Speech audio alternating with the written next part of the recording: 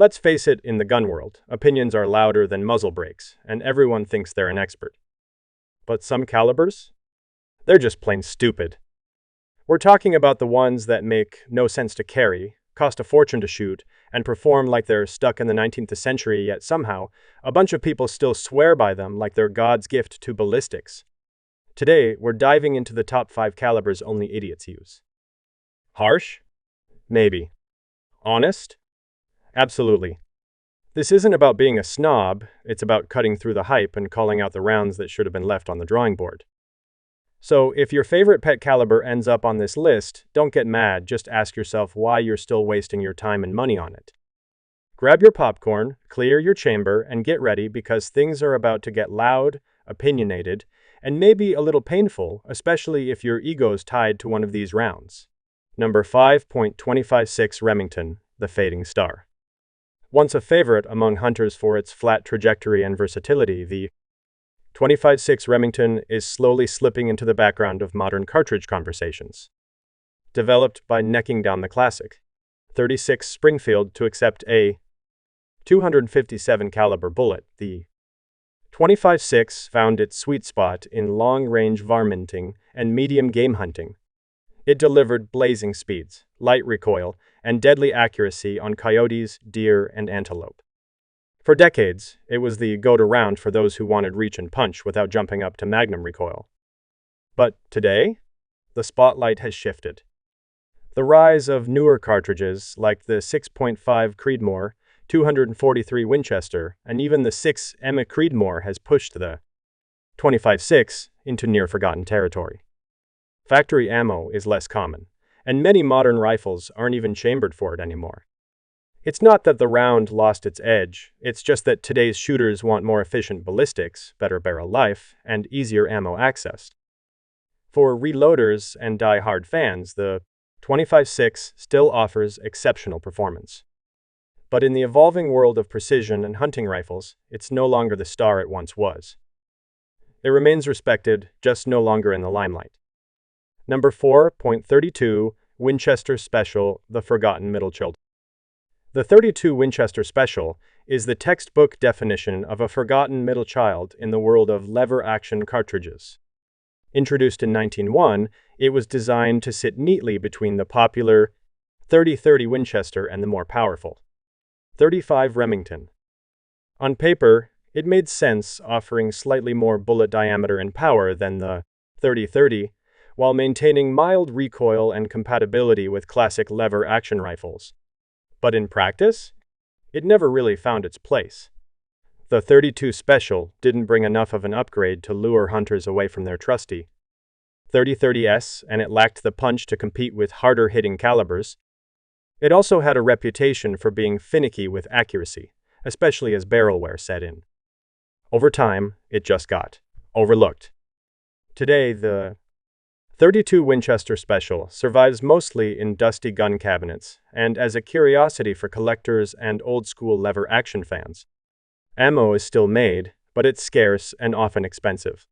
It's not a bad cartridge, far from it, but it never lived up to its special name. In the grand lineup of classic American hunting rounds, the 32 Win Special sights quietly, a relic of good intentions and missed potential. Number 37M8 Remington, the caliber that tries too hard.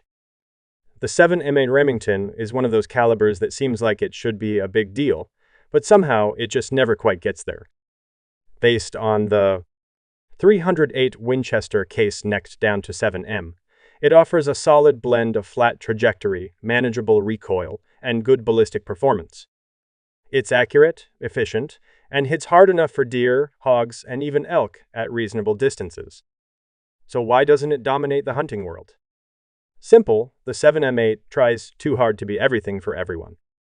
It markets itself as the perfect middle ground, but in doing so, it gets lost between more specialized options. The 308 has broader support. The 6.5 Creedmoor wins in long-range circles, and younger hunters are drawn to newer, trendier calibers. To its credit, the 7M8 is a great performer, especially for youth or recoil-sensitive shooters, but it suffers from being just too safe.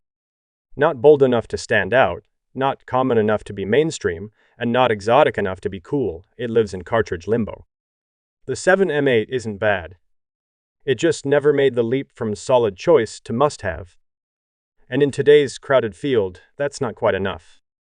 Number 2.41 Magnum, the caliber nobody asked for. The 41 Magnum is the classic answer to a question almost no one was asking. Introduced in the 1960s as a supposed sweet spot between the 357 Magnum and the 44 Magnum, it was pitched as the perfect law enforcement round, offering more stopping power than the 357 without the wrist-snapping recoil of the 44. Sounds great in theory, but in practice? Not so much. Cops didn't bite. They stuck with the 357 or went full 44 when they needed the extra punch. And hunters? Most were already well served by the 44 Magnum, which had a head start, better availability, and more factory support. The 41 Magnum just didn't fit anywhere cleanly, too much for some, not enough for others. To this day, the 41 Magnum has a cult following of die-hard fans who swear by its power and accuracy. But let's be honest, it's a niche round.